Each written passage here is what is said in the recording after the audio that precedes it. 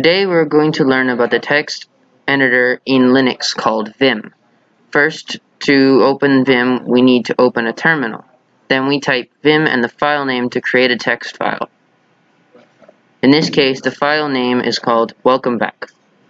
Vim has two input modes, insert mode and command mode. You can enter insert mode by typing I. You can then use the keyboard to type directly into the text file.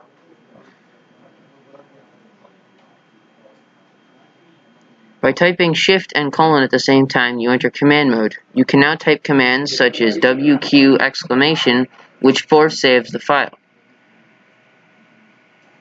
Now, using insert mode, we're going to type a bash script that will welcome you to the terminal and show you the current date.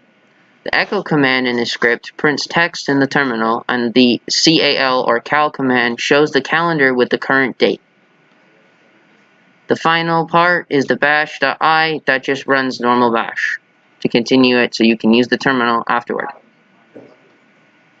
We then force save the script.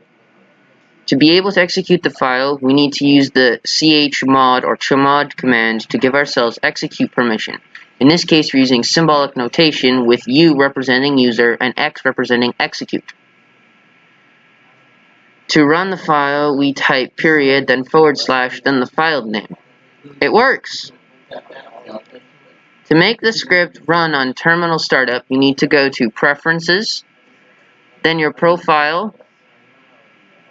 You have to create one if it's not one already there. Finally, the Command tab, and then you need to check the Run a Custom Command box.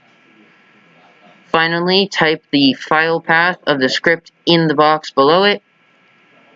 Now, whenever you open a terminal, your script will run. There it is. Good job.